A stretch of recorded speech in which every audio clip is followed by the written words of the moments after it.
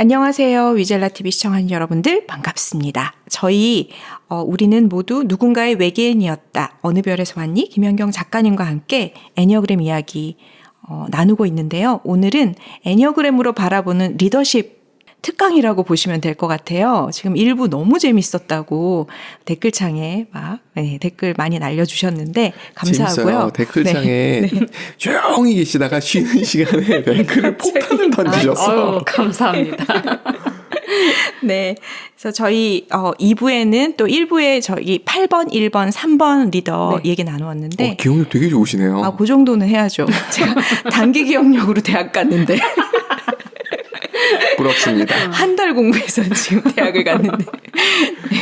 그래서 지금 2부에는 다양한 리더들의 이야기를 삼국지와 섞어서 이야기를 해보기로 했습니다. 네, 기대가 되는데요. 문제는 제가 못 알아듣는데 기피디님 활약해 주세요. 네. 네, 노력해볼게요. 삼국지는, 네. 삼국지를 보면은, 이제 삼국지는 사실 제가 사례로 들기가 참 좋은 게, 정말 다양한 유형의 리더십이 나오기도 하고, 그리고 대부분 다 아는 게, 이게 삼국지를 처음부터 끝까지 읽지 않아도 그건 좀 힘들어요. 너무 길어.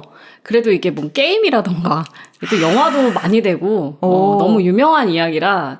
영화 재밌는 거 추천해 주시면, 그거 삼국지 봐야겠다. 영화, 뭐였더라? 이따가. 하여튼. 네, 이따가, 있어요. 알려주시면, 네. 양조위 나오는 거. 봐야 되겠네. 양조위랑 금성무 나오는 거. 하여튼, 그래서 제가 참 사례로 들기가 좋은데, 아까 3번 유형의 리더가 이제 대표적으로 조조다. 네. 조조가 이제 유비편에서 보면 빌런 같지만, 굉장히 다양한 3번 유형의 매력을 잘 보여준다. 이렇게 말씀을 드렸는데, 네. 자, 유비가 9번 유형이잖아요. 9번 유형 리더들이 상당히 많습니다. 네, 그래서 9번 유형에 대해서 일단 더덕님께서 읽어주실게요. 네. 9번 유형, 평화로운 사람, 중재자, 평화주의자. 자신을 잘 내세우지 않고 편견이 적어 다양한 의견을 잘 받아들이는 편이다. 따라서 우유부단하고 귀가 얇은 것 같지만 실은 주변 상황의 영향을 잘 받지 않고 결국 자기 고집대로 하는 경우가 많다. 갈등과 변화를 싫어해 핵심적인 문제를 회피하려 한다. 게을러지기 쉬운 대신 끈기가 있다. 건강한 9번은 강한 인내심과 포용력으로 주변 사람들에게 의지가 되어주며 갈등을 치유하고 화합시키는 능력이 있다. 나는 나한테나 남들한테나 편안한 사람이야. 나한테 변화하고 발전하라는 사람들이 많지만 난 이대로가 좋아. 자, 9번 유형 설명만 들으면은, 뭐 평화로운 사람이라 그러고, 뭐 게으르다 그러고, 이래서 정치적인 리더랑 안 맞을 것 같은 느낌이 드는데, 사실 정말 정치적 리더가 많아요. 이게 9번 유형이 그 장형 본능형이기도 하고, 그러니까 본능형은 8번, 1번, 9번은 다 정치적 리더가 많아요. 이 사람들은 이제 자기 힘으로 환경을 통제하고자 하는 그 자세가 되어 있는 사람들이기 때문에. 자기 뜻을 펼치는 사람들. 자기 힘으로. 그럴 수 있다고 믿는 사람들이기 때문에.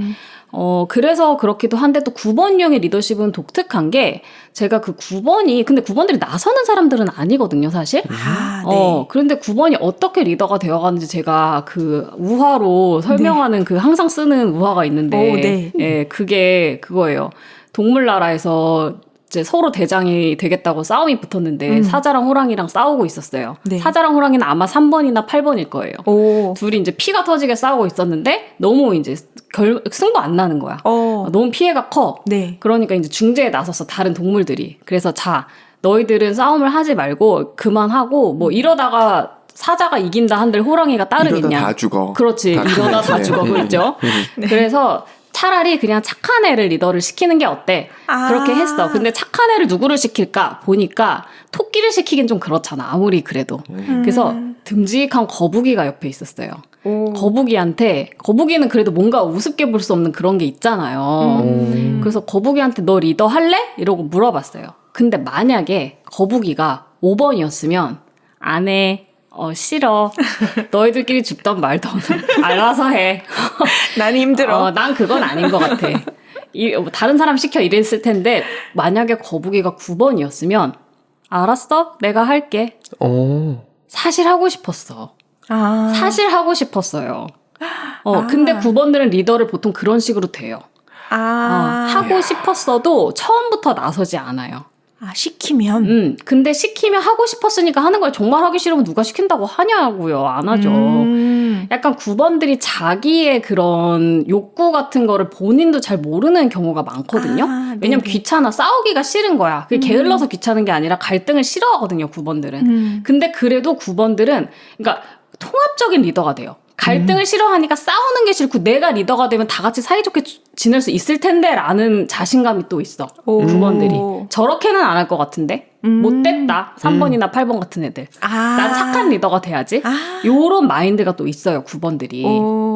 그래서 주변에서 시키면 못 이기는 척 합니다. 그리고 잘해요. 리더십이 있어요. 장형들이라서 착해 보이지만 자기 힘을 써야 될 때는 써요. 무서워요. 그래서 조금 9번들이 무서운 데가 있어요. 생각보다 9번 우습게 보다가 큰 코 다친 사람들 되게 많아요. 근데 그래서 유비도 보면은 유비 자체는 그렇게 능력 있는 사람이 아니거든요. 그리고 되게 우유부단하고 맞아. 제가 뭐 잘났는데 뭐 혈통이 좋다고는 하지만 혈통 좋은 사람 유비만 있는 것도 아니고 근데 이상하게 사람들이 다 좋아해. 강한 사람들이 그 밑으로 들어가서 저 조조는 얄미우니까 저놈이 천하를 먹는 꼬라지는 못 보겠다. 우리가 좀 착하게 좋은 나라 만들어보자. 이러고 이제 들어가죠. 그래서 그 유비, 관우, 장비가 이제 도원결이 삼형제잖아요.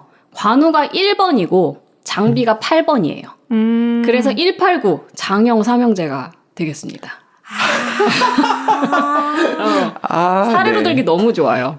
도원결이가 장형의 결합이었군요. 그렇죠. 네. 그래서 왜 그들이 주인공이냐? 이 장형들은 좀 얄미운 스타일은 아니에요. 좀 정이 가는 스타일이 좀 단순하고 솔직하고 우직하고 그런 면들이 있어가지고 남자들이 좋아해.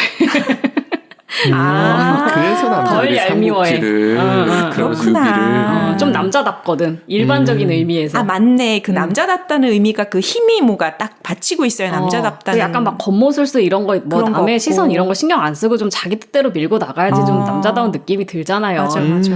그런 느낌에서 남자들이 좋아해서 주인공이 된 거지, 걔네들이. 그러네. 그래서 이제 유비가 9번 리더고, 여기에서 또 이제 그 제갈량이 5번이거든요. 근데 제갈량은 리더는 아니지만, 제갈량이 이제 5번이 정치적인 야심이 있을 경우에 어떻게 펼치는가 보면, 그러니까 책사가 된다고 했잖아요. 네. 대표적으로. 자기가 생각할 때 괜찮다고, 내가 능력이 있고 야심이 있으면, 내가 봤을 때 괜찮다고 생각하는 군주한테 내 지혜를 빌려주고, 그거를 통해서 내가 내 야심을 펼치는 거지.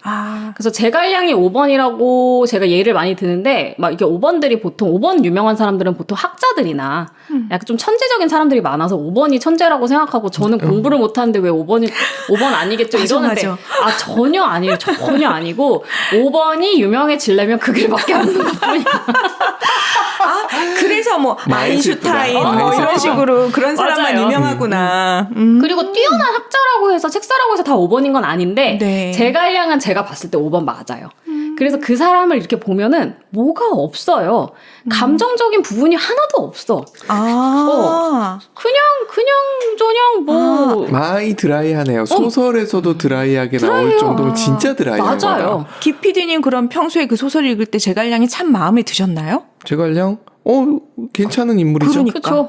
그냥 그 제갈량을 보면은 뭐 아무 그런 게 뭐 얘는 맨날 공부만 하고 맨날 이것만 지략만 짜고 끝이야. 인간인데 뭐가 없어. 그 진짜 감정을 묘사하는 부분이 없어요. 유비는 감정 묘사가 중간중간 나오고 많죠. 조조도 분명히 있는데 맞아요. 네. 근데 제갈공명은 없어요. 딱히 없어. 그냥 제가 봤을 때 5번 맞고요. 근데 요렇게 약간 인간적인 부분이 안 보이는 캐릭터가 또 있는데 그 부분이 6번도 그래요. 여기에 6번 리더가 나옵니다. 6번도 정치적인 리더가 꽤 있는 유형이에요. 그 6번에 대해서 일단 읽어주실게요. 네. 6번 유형, 충실한 사람, 안전주의자, 단체 선수, 헌신적인 사람. 공동체에 소속되어 서로 책임을 다하고 믿음직한 존재가 되는 것을 가장 중요하게 여긴다. 주의가 깊고 의심이 많으면 눈치가 빠르다. 믿고 의지할 만하다. 판단되는 상대에게는 신의를 다하지만 그렇지 않은 상대에겐 적극적으로 대항한다. 재치 있고 친절한 성격으로 보일 수도 있고 당돌하고 반항적인 성격으로 보일 수도 있으며 어떤 경우라도 겉보기와 정반대의 면이 있는 경우가 많다. 건강한 6번은 타인들에게 사랑과 신뢰를 받으며 그들을 위해 용감하게 헌신한다. 나는 믿음직하고 의무를 다하는 사람이니까 사랑받으며 안전하게 지낼 자격이 있어. 그런데 다른 사람들은 그렇지 않은 게 문제야. 네. 6번 유형이 이제 머리형이거든요. 이 네. 사람들은 이제 이성 중심 유형이고, 6번은 기저에 깔려있는 고착이 불안, 공포, 뭐, 의심 이런 거고, 네. 6번은 사실 세상이 위험하잖아요. 그런 거에 대해서 굉장히 민감하게 생각하고 그 답을 공동체에서 찾는 사람들이에요. 아. 예, 예. 6번은 독고다이는 좋아하지 않아요. 그래서 공동체를 좋아하다 보니까 당연히 공동체의 리더십을 발휘하기도 해요. 근데 이제 여기서 6번 리더가 누구냐 하면은 그 삼국지니까 삼국이잖아요. 그럼 하나 조조, 하나 유비, 나머지 하나 송건? 누구죠? 그쵸, 송건이에요. 송건이 6번이에요? 네. 송건 어떤 사람이 존재감 없어요. 존재감 없죠. 네. 6번들이 좀 존재감이 없어요. 미미해요. 자, 그래서 어떤 면에서 송건이 6번이라고 하냐면, 그러니까 6번들은요, 그냥 적당히 해요. 눈치 봐가면서. 그리고 6번은 본인이 내가 새로운 질서, 새로운 세상에 진짜 앞장서겠어 요런 마인드가 아니라 항상 어떤 자기 앞에 롤모델이 되는 리더를 따라가는 식으로 리더가 되거든요. 그래서 송건도 보면은 송건 나쁜 리더 아니었어요. 괜찮은 리더였는데 딱히 존재감이 없고 이 사람이 무슨 대단한 무슨 야망이나 뭐 그런 게 이념이나 이런 게 있었던 사람도 아니고 손건은 아버지가 되게 잘난 사람이었어요. 그 아버지가 일찍 죽거든요. 네. 1편에서 죽는데 손견이라는 사람이 있는데 그 사람이 영웅의 풍모를 지닌 사람이었다고 나와요. 그리고 형도 있었어. 형이 네. 손책이라는 사람이 있었는데 그 사람도 굉장히 잘난 사람이었어. 근데 이제 난세에 운이 없어서 일찍 죽었어요, 둘 다. 그러니까 손건이 그 뒤를 이어서 이제 왕이 되는데 그래서 이 사람은 아버지를 다 얘기해요. 손견의 아들이다. 근데 이 사람이 만약에 다른 유형이나 뭐 8번이나 진짜 이랬으면은 3번도 그렇고 왜 아버지만 얘기하지? 난 아버지를 뛰어넘는 능력을 보여주겠어. 이런 마인드가 있었을 건데 6번은 그런 마인드가 별로 없고 맞아. 아버지는 정말 훌륭한 사람이었어. 나는 아버지를 계승하는 후계자가 될 거야. 올바로 계승하는. 이런 마인드를 갖고 있어요, 6번들이. 그리고, 그러니까 뭐 딱히 뭐가 없어. 그리고 또 하나, 유명한 캐릭터 하나가 나오는데, 그 삼국지에 누구냐 하면은 조자룡이에요. 네. 네, 조자룡, 조운 장군이라고. 네. 유비의 충신이죠. 거기도 6번이에요? 네. 그런데 유비의 충신이에요. 정말 유명한 충신이고, 조자룡은 충신의 대명사 같은 사람이고 근데 조자룡 어떤 사람이죠? 존재감 없어요. 존재감이 없어. 조자룡은 그냥 충성했어. 그냥 처음부터 끝까지 충성했어요. 너무너무 멋있어. 유비 아들 살린 사람이 조자룡이잖아요. 맞아요. 충성가에서 딱 6번 느낌은 있네요, 네. 정말. 그러니까 6번들은요, 사실은 충성하면 제일 마음이 편해. 내가 왜냐하면 6번들은 자기 판단에 별로 자신감이 없는 사람들이어서 내가 믿고 따를 만한 리더가 있어서 그 사람한테 충성을 이제 결심하면, 그러니까 6번들이 아무나 따르지 않아요, 근데. 6번들은 의심이 많아서 이것저것 다 따져보고 재보기는 하지만, 그래, 이 사람이야 라고 판단하면 그때부터는 맹목적이 돼요. 왜냐하면 그거를 의심하는 순간 내가 너무 불안해서 살 수가 없어. 그래서 이거야, 믿을 사람 이거야 라고 해서 결정했으면은 목숨 바쳐서 그 사람만 보고 따릅니다. 그래서 조자룡은 나쁜 짓을 한 게 하나도 없고요. 뭐 일탈 행동을 한 게 하나도 없고요. 인간미가 없어요. 그러니까 약간 6번들이 주변에서 보면은 6번들은 사실 그냥 흔하게 만나는 6번들은 인간미가 있는데 가만히 보면 좀 인간미가 없어. 뭐냐면 되게 인간적인 척하고 감정적으로 행동하다가도 결정적인 순간이 되면 안전한 걸 택하는 사람들이고 여러 가지 가면을 쓰는데 그거에 대해서 약간 3번들도 가면 잘 쓰는데 3번들은 그거에 대해서 약간 열등감이나 수치심이나 갑자기 현타 와가지고 그러는 게 좀 있거든요. 갑자기 센치해지는 게 있어요, 3번들은. 근데 6번들은 안 그래요. 머리형이라. 생존하는데 필요하니까 가면을 쓰는 거잖아. 내가 가면을 잘 쓰면 될 일이지. 가면이 내가 아니라는 사실에 대해서 별로 스트레스가 없어요. 가면을 못 쓰는 게 문제지. 그래서 약간 그렇게 인간미가 좀 안 느껴지는, 잘하는 건 알겠는데 약간 6번들이 그런 느낌이에요. 6번 리더들의 사례를 이제 조금 더 살펴보면은 더 감이 잘 오실 텐데, 일단은 이제 삼국지는 요 정도 살펴보고, 아까 9번 유형 리더, 이제 유비 얘기했으니까, 네. 조금 더 실제 사례를 살펴보면은, 네. 뭐, 링컨 대통령이나, 이 6번이에요? 9번. 아, 9번. 지금 9번으로 다시 네네. 갔어요. 네.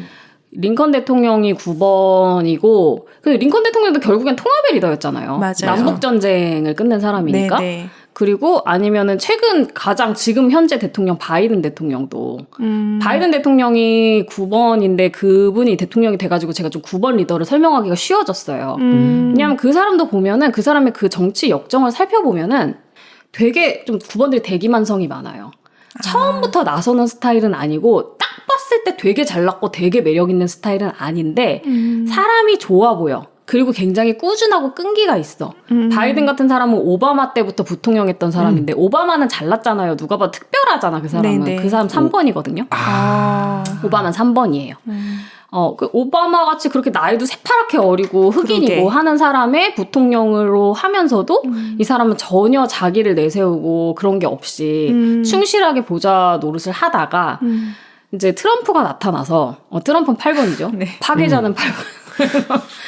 박살을 다 내고 나니까 그동안은 바이든 나이도 많고 뭐 사람 좋은 건 알겠는데 지금까지 뭐 특별한 게 없었고 쟤는 저대로 이제 은퇴하겠지 했는데 트럼프가 다 부셔놓고 나니까 통합하고 치유할 사람이 필요하다. 지금은 잘난 사람이고 뭐가 다 됐다. 이런 이제 인식이 생겨서 바이든이 결국에 근데 그 사람 지금까지 꾸준하게 버티고 있었잖아요. 네. 끝까지 도전했잖아 대권에. 욕심이 없으면 왜 하겠냐고. 욕심이 있는 거지. 사실 욕심이 있는 거예요. 그런 9번도 있고 또 하나 9번 리더로 되게 대표적인 게 이게 초한지에 항우와 유방 있잖아요. 네. 항우가 8번이고 유방이 9번이에요. 천하를 놓고 황후는 8번이랑 확실히 느낌이 오는데 그쵸? 유방이 9번이에요? 네. 제가 예전에 유방을 3번이라고 잘못 생각한 적도 있었는데 그렇게 방송한 적도 있었는데 요런 거 옛날에 얘기할 때 네네. 제가 초한지를 다시 읽어봤더니 그 초한지 그 원전을 다시 읽어본 건 아니에요. 네네. 근데 그리고 초한지도 사실 역사적인 사실이잖아요. 초한지 자체는 이제 문학 작품인데 그거는 실제 있었던 역사기 때문에 네. 그죠? 항우는 딱 8번인 게 느낌 오시잖아요. 확실히. 항우는 원래 이제 굉장히 능력 있는 사람이고 병법의 천재였고 근데 굉장히 자기 잘난 것만 믿고 거만하고 포악하고 이렇게 하다가 이제 망한 거죠. 근데 이제 유방이 이제 한나라 한 고조죠. 유방이 한 고조예요. 그러니까 한나라를 세운 사람이에요. 그 진나라 진시황의 진나라가 망한 후에 다시 이제 중국이 분열됐는데 이제 이 사람이 나와가지고 결국에는 초한지니까 초나라가 항우고 그죠? 한나라가 유방이었는데 유방이 이겨서 결국에는 통일을 하는데 이 사람의 그런 역정이나 이 사람의 그 인물에 대한 묘사를 보면 굉장히 의문스럽다. 의문스럽고 좀 사람이 겸손하고 좀 둥글둥글한 것 같은데 결정적인 순간에 야갔어. 요런 식의 묘사들이 많아요. 그래서 이 사람을 보면은 9번이 그래서 처음에는 항우가 다 잡거든요. 근데 유방이 포기하지 않고 굽힐 땐 굽혀가면서 자기의 길을 꾸준히 만들어 가다가 결국에는 항우가 지나쳐서 폭망하니까 그 기회를 놓치지 않고 자기가 접수를 한 거예요. 천하를. 그래서 그런 거를 보면은 유방도 9번이었던 것 같아요. 예. 그 3번으로 볼 수도 있는 게 그 누굽니까? 그 한신. 네. 한신을 내치는 장면이 나오잖아요. 네, 토사구팽하면서. 네네네. 그런 장면 때문에 3번으로도 볼 수 있는 느낌이 있네요. 조조 같은 네네네. 느낌이 있네요. 근데요, 여기서 생각할 게 9번도 충분히 그럴 수 있어요. 그러니까 9번 우습게 보지 말라는 거예요. 9번들 무서운 사람이에요. 오히려 3번들보다 더 무서울 수도 있어요. 3번은 딱 보면은 얍삽한 티가 나요. 약삭 빠른 티가 나, 똑똑한 티가 나요. 근데 9번 안 그래요. 바보인 척 하면서. 그리고 9번이 그 애니어그램 이론에서 통합 방향이 3번이에요. 맞아요. 그래서 9번은 자기가 자신감 있을 때는 3번처럼 행동하는 게 있거든요. 근데 유방을 생애를 전체적으로 봤을 때, 이 사람은 그냥 능구렁이 같은 사람인 거예요. 그냥 자기는 특별히 뭐 그런 야심 없는 척하고 의문스럽게 있다가 결정적인 순간에 이렇게 잘라버리고 내쳐버리고 결정적인 순간 결정을 하는 거지. 약간 그래서 9번이었을 것 같은 생각이 들어요. 3번은 아니었던 것 같아. 3번이면 그거보단 조금 일찍 티가 나요. 여기서 한 명을 물어봐도 될까요? 네네네. 워싱턴. 조지 워싱턴은 혹시 살펴보신 적이 있으신가요? 조지 워싱턴 저번에도 저한테 물어보셨는데 조지 워싱턴은 조금 특이한 사람이어가지고 제가 한번 찾아볼게요. 예. 굉장히 애정하는. 애정하는 일하기보다는 왜냐하면 미국 역사에 굉장히 중요한 점을 찍은 사람을 찍으라 그러면은 링컨, 조지 워싱턴 한 명이 더가 누구더라? 갑자기 생각이 안 나는데 근데 그렇게 찝더라고요. 그래서 궁금했던 거예요. 워싱턴 한번 제가 연구해 보겠습니다. 네. 그 예전 역사는 제가 몰라서 얘기 들으면 좀 이해를 이제 조금씩 하고 있는데 그냥 이건 정치적 리더는 아닌데 그냥 사회적으로 약간 리더 같은 역할을 하는 지금의 연예인 하면은 유재석 6번? 네네네네. 그래서 6번이 좀 통합이 됐다고 볼 수 있나요, 유재석은? 유재석님은 상당히 그 6번 중에서 진짜 거의 완전체라고. 근데 유재석님이 굉장히 통합 방향이, 왜냐면 6번이 통합 방향이 9번이어서 6번도 상태가 좋을 때는 좀 통합하는 그런 게 있거든요. 네네. 근데 유재석님 6번이시고 굉장히 능력 있고 철저한 분이고 제가 지금 6번 리더의 이제 실제 사례로 안 그래도 넘어가려고 했는데 그래서 지금 9번 리더 실제 사례 살펴봤고 이제 삼국지에서 넘어가서 6번 리더는 그 정조대왕이 6번이거든요. 근데 그래요? 정조를 얘기하려면 영조를 얘기 안 할 수 없잖아. 네네. 영정조 시대니까요. 이게 조선의 부흥을 이끌었던 왕들이잖아요. 그쵸. 조선 중기에 중후반에. 근데 영조는 8번이에요. 영조는 8번입니다. 제가 봤을 때 이거는 아주 확실한 건 아닌데 왜냐하면 영조가 굉장히 문제적인 인물이거든요. 사도세자 맞아요. 여러분 아시잖아요. 네. 자기 아들을 뒤주에 가둬놔서 죽이다니 이거는 아무리 진짜 정치사가 잔혹하고 뭐 저기 애비 자식도 없는 게 저 권력이라고는 하지만 이렇게 무도한 일은 전 세계 왕정사를 찾아봐도 쉽지 않아요. 찾기가. 그래서 영조에 대해서 굉장히 많이 이제 해석들이 있는데 영조가 일단 사도세자를 죽인 것 자체는 폐세자하고 죽인 건 어쩔 수 없는 정치적인 선택이었다고 해요. 왜냐면 사도세자가 진짜 맛이 가서 진짜 미쳤대요. 그래서 그 사도세자의 여러 가지 어떤 기행들을 저질렀나를 보면 이제 현대적으로 확실히 정신질환이 있었다. 도저히 그냥 두고 볼 수가 없었다고 하더라고요. 근데 사도세자가 그렇게 미친 거는 영조가 너무나 그 사람을 학대하고 아들을 학대하고 핍박했기 때문에 확 갔다고 하거든요. 네. 왜 이렇게 학대를 하고 핍박을 했나 진짜 피를 말렸어요. 그러다 보니까 맛이 간 건데 그것도 정치적으로 보면 이유는 있어. 왜냐면 영조는 미친 사람은 아니었기 때문에 말년에는 살짝 저기 치매가 왔다고는 하지만 로망이죠. 그치. 그치만 영조가 워낙에 대단한 일을 많이 했잖아요. 진짜 그때 진짜 조선이 이거 붕당 정치 때문에 막장이었을 때인데 여기서 이제 왕권을 강화하고 탕평책을 쓰고 여러 가지 하면서 왕권을 다시 강화하고 이게 나라의 질서를 다시 세운 대단한 일을 했어요. 그런데 이제 영조가 자기가 적통이 아니란 말이야. 어머니가 이제 그 정식 왕비 출신이 황후 출신이 아니어서 그거에 대한 불안이 항상 있었대요. 그래서 굉장히 예민하고 피해의식 쩔고 그래서 이제 그런데다가 사도세자랑 세자랑 기질적으로 안 맞다 보니까 그러니까 영조는 굉장히 의심이 많고 편협하고 그래서 나는 약간 6번인가 생각도 했었어요. 6번들이 그렇게 좀 불안이 많으면 되게 잔인해지거든요. 6번도 얼마든지 잔인할 수 있어요. 사실 제일 잔인한 건 6번인데 그래서 그랬나 싶기도 한데 그런데 또 철저하게 일은 또 잘했어. 근데 사도세자는 호쾌한 사람이었대요. 그러니까 이게 기질적으로 안 맞는 거야. 영조가 볼 때는 저놈이 지금 저렇게 호쾌하게 굴 때가 아닌데 아직도 내가 갠신이 이거를 갠신이 버티는데 저렇게 나가면 안 되는데라고 생각해가지고 되게 가혹하게 이제 사도세자를 담금질을 하려고 했는데 그거를 못 버티고 이제 망한 거야. 정신이 진짜 멘탈이 독수리 새끼처럼 멘탈이 나가버린 거야. 그래서 제가 6번인가도 생각을 했으나 영조는 그래도 8번이었던 것 같아요. 왜냐하면 8번도 당연히 불안하고 편협할 수 있고 그 8번들이 센 척하는 거 다 불안이라고 했잖아요. 사실은. 그럴 수 있고 그래도 아무리 그래도 그렇지 6번이었으면은 그러니까 그 사도세자를 당금질하는 과정도 너무나 무식해. 좀 적당히 좀 봐가면서 하지. 그리고 적당히가 안 돼. 뭐 그 뒤주에 가도 죽인 것도 뭐 이유는 있대요. 얘를 사살을 시키면은 왜냐면 그 정조가 이제 적통이 돼야 되니까. 적통이 돼야 되는데 얘를 죄를 줘가지고 사형을 시키면은 정조가 맞아. 자기가 이제 영조가 볼 때는 이 손주놈이 이제 왕을 할 감히 왕의 제목인데 아버지를 그렇게 죽이면 안 되거든. 얘가 정통성이 없어져서. 맞아요, 그래서 맞아요. 근데 죽이긴 죽여야겠고 그래서 그렇게 죽였다고는 하지만. 여러 가지 이유는 다 있어. 근데 너무 그래도 지나쳐. 그러니까 넌 8번이다.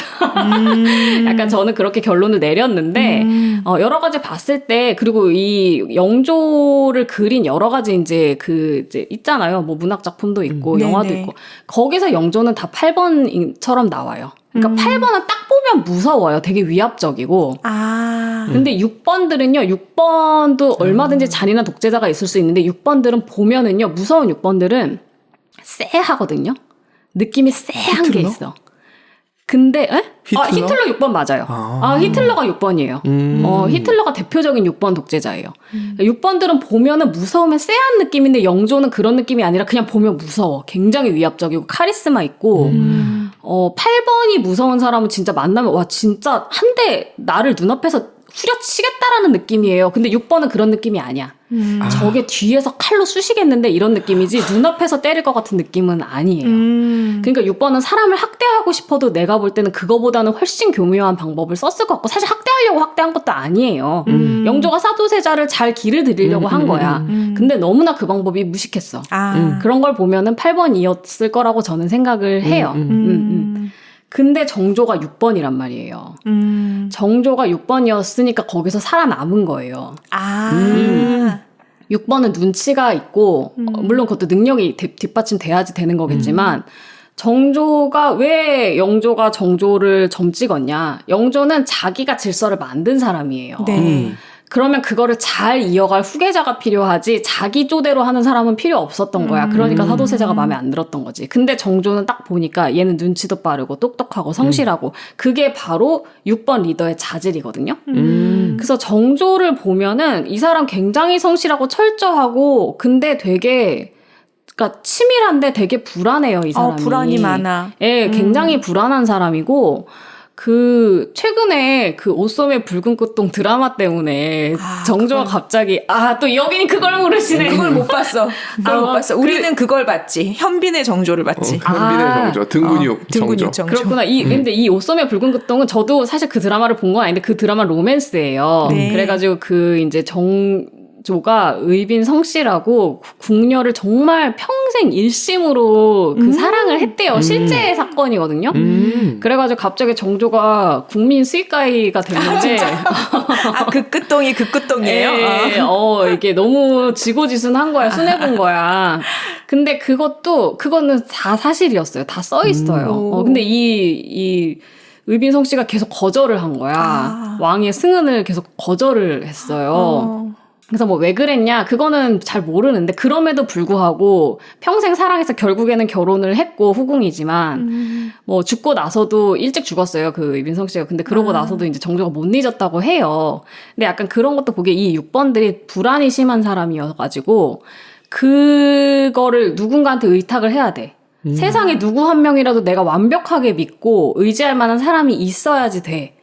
이 사람 그리고 굉장히 사도세자에 대한 트라우마가 심해요, 맞죠. 정조는. 그래서 이 6번들은 자기의 어떤 아버지라던가 상사라던가 그게 굉장히 중요하거든요. 자기 윗사람이 되게 중요해요. 그래서 네. 취임 일성이 그거였잖아요. 네. 나는 사도의 아들이다. 맞아요. 그리고 정조는 평생 거기에서 얼마나 불행한 유년을 보냈어요. 그러니까 아마 이런 사람들이 아무한테나 그렇게 마음을 의탁하지 않거든요. 아마 그 궁녀한테 그런 매력이 있었나 봐요. 흔들리지 않는. 그래서 거기서 8번인가 보다. 아니에요. 거기서는 굉장히 당차고 굉장히 올곧은 사람으로 나와요. 1번 느낌이죠. 1번이나, 맞아. 1번이나 7번이나 약간 요렇게, 독립적인 사람.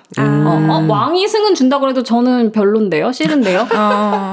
왜냐면 왕의 승은을 입으면 자유롭지 못하거든, 그다음부터. 궁녀도 맞아요. 물론 자유롭지 않지만 나름의 자유로움이 있는데 거기서 그냥 일하는 사람이잖아요? 근데 왕의 승은을 입어버리면 이제 옴짝달싹 못해요, 얘는. 그게 싫은 거야.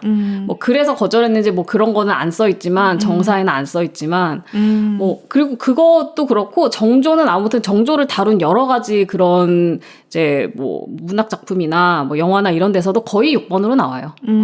그리고 약간 유쾌한 유머가 있는 모습도 많이 비춰지더라고요. 네네네. 6번에 7번 날개인가?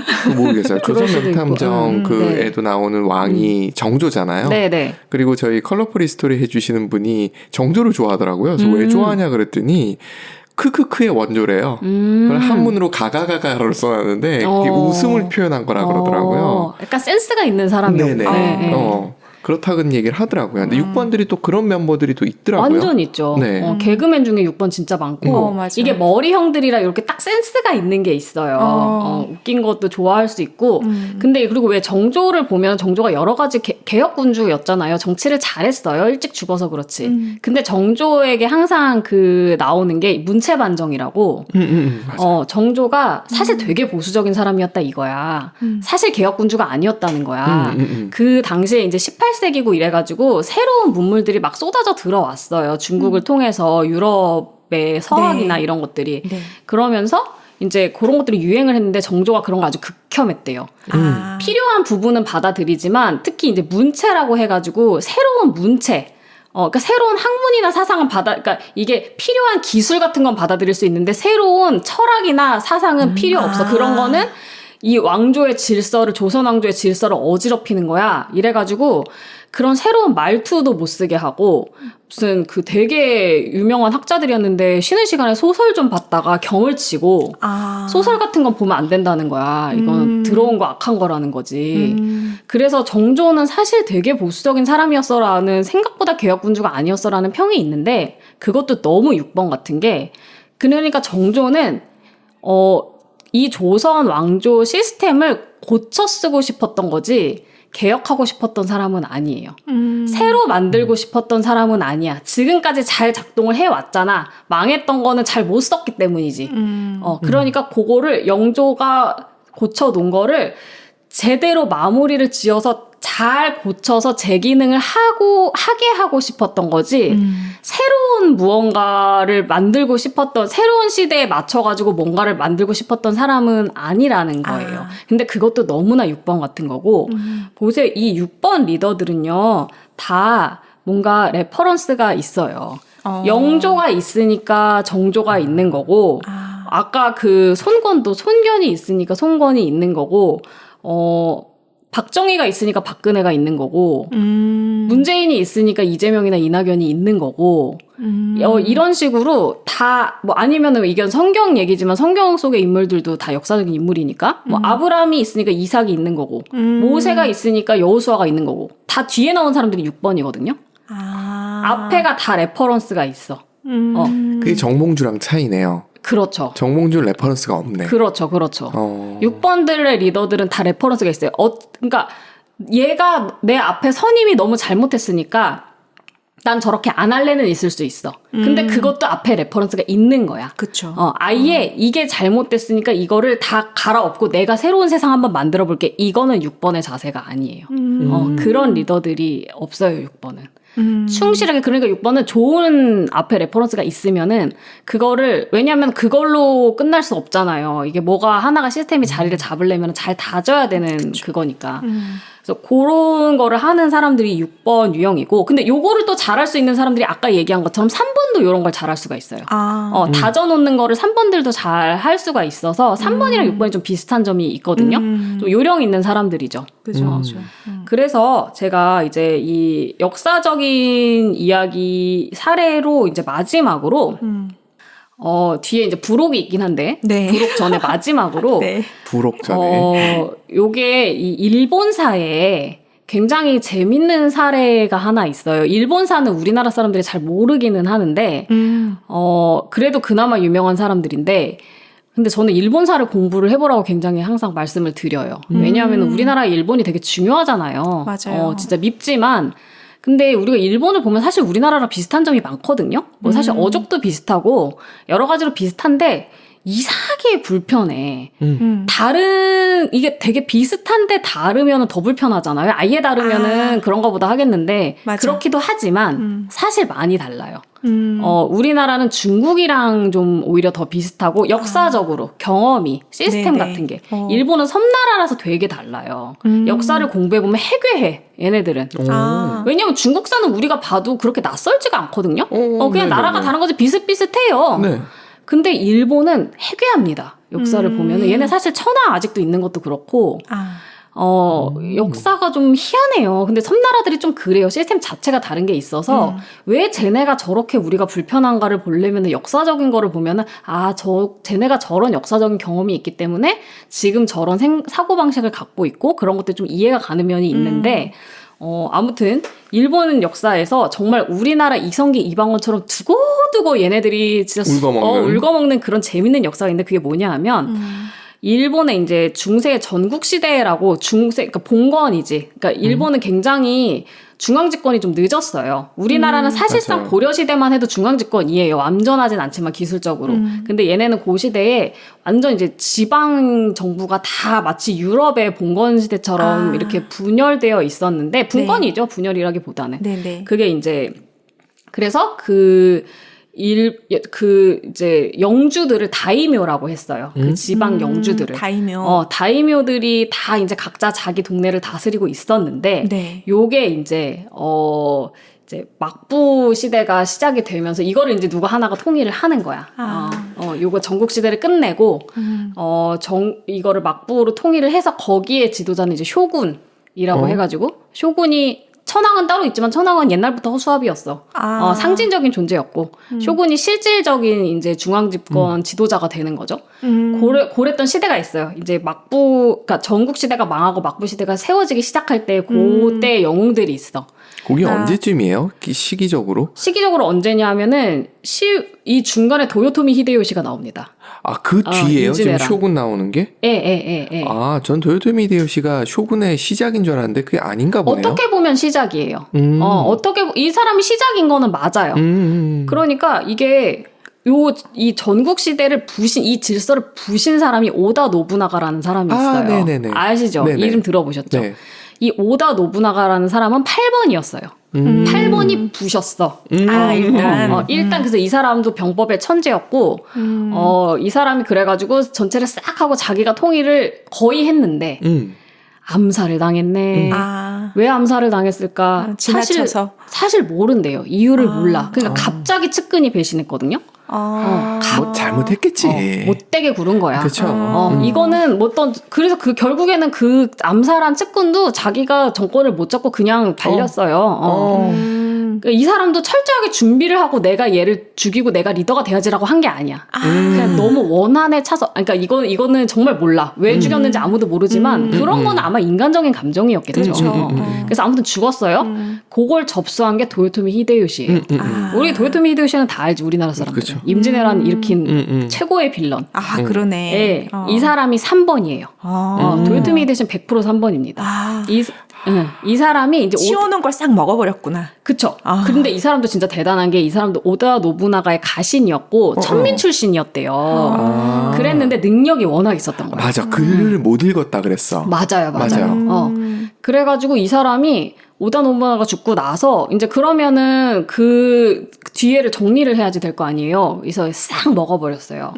그랬는데 이 사람이 최고의 그러니까 이 사람이 초대 쇼군이나 마찬가지예요. 근데 이제 패착이 임진왜란을 일으킨 거였는데 임진왜란은 일본에서도 다 인정하는 실패한 할 필요가 없는 전쟁이었거든요. 근데 그 이유가 왜 얘는 뻘짓을 했을까? 라고 생각을 해보면 이제 뭐 워낙에 다 이 다이묘들이 다 각자 자기 정치하던 사람들인데 어쨌든 간에 힘으로 얘네를 통일해놨는데 생각처럼 잘 안 될 거 아니에요. 잘 뭉쳐지지 않으니까 외부의 적을 만들어야지 이게 뭉쳐지니까 했는데 너무 무리한 전쟁이었대요. 그리고 막 이 다이묘들도 다 너무 싫어했대. 왜 지금 전쟁을 하냐. 이미 우리는 전쟁을 많이 해서 힘들어 죽겠는데 왜 옆나라에 가서 조선이 그렇게 호락호락한 나라가 아닌데 그래가지고 다 싫어했는데 어거지로 갔어. 갔는데 만약에 여기서 조선을 이겼으면은 그게 좋은 수가 되었겠지만 조선이 그렇게 만만한 나라가 아니어서 망했어요. 이순신만 잘 싸워서 망한 게 아니래요. 사실은 맞아요. 어려운 전쟁이었다고 해요. 그래서 우리는 진짜 개피를 받지만 어쨌든 간 물리쳤어요. 그러니까 망했지 도요토미 히데요시는. 그러게. 그러고 나서 이제 뭐 화병에 걸려가지고 암 걸려서 죽었다는 얘기가 있는데 병으로 적었어요. 아무튼 간에. 부검을 해봐야 되겠네요. 아, 병으로. 지고 나서 갑자기 죽어가지고 스트레스 심했구나. 그랬는데 어쨌든 이 사람이 그래도 왜 8번이 다 해놓고 나면은 이제 정리는 많이 했어요. 능력이 있으니까. 근데 그거를 먹은 사람이 도쿠가와 이에야스. 맞아. 이 사람이 초대 쇼군이에요. 정식으로는. 막부가 이때 열린 거지. 근데 도쿠가와 이에야스가 9번이에요. 아, 그래요? 네, 9번입니다. 도쿠가와 이에야스는 9번이어서 이 사람이 이제 다이묘였는데, 네. 이 사람은 자기 그냥 싸우지 않고, 뭐, 오다 노부나가 세니까, 고개 숙여. 도요토미 히데요시 세니까 고개 숙여. 그러고 자기의 영지를 충실하게 관리를 하면서 이게 왜 얘가 나중에 먹었냐면 임진왜란 때 이쪽에서는 군대를 안 보낸 거야. 자기 세력을 비축할 수 있었던 거야. 근데 그게 안 보낼 수 있었던 이유도 약간 도요토미 히데요시가 저놈이 보내야 될 텐데 근데 이미 도쿠가와 이에야스는 싸우려고 하지는 않지만 등치가 커. 얘랑 싸우면은 망하게 생겼어. 그러니까 도요토미 히데요시도 그러면서 앞에서는 다녀오세요. 저희는 사정이 있어서 이렇게 나오니까 도요토미 히데요시가 두고 보자. 내가 조선을 정리하고 나서 저놈 정리해야지. 라고 했는데 가서 자기가 발린 거지. 그러니까 도쿠가와 이에야스는 크게 싸우지 않고 계속 때를 노리고 있다가 세력을 유지하고 있다가 이 나대는 애들이 망하고 나니까 내가 접수하겠다. 해가지고 싹 접수를 해버렸어요. 그래서 이게 너무 재밌잖아요. 이들의 그리고 캐릭터가 명확해요. 그래서 일본에서 얘네들을 이 사람들의 이건 일본 사람들이면 모르는 사람이 없는 이야기인데 이 사람들의 캐릭터를 한마디로 이야기 하나로 정리한 게 있어. 그게 뭐냐면 울지 않는 새를 울게 하는 방법인데 오다 노부나가 8번은 울지 않는 새가 있으면 울어라 이런 다음에 안 울면 죽여버린대요. 그리고 이제 도요토미 히데요시는 얘가 안 울면 울게 하려고 가진 꾀를 다 써본대. 이 방법 저 방법. 그리고 도쿠가와 이에야스는 언젠가 울겠지 이러고 기다린대요. 그것만 봐도 성격이 확실하게 나오는 거죠. 그러네. 그래서 3번, 8번, 9번 리더십을 잘 보여주는 사례가 되겠습니다. 딱 정리가 되네요. 네.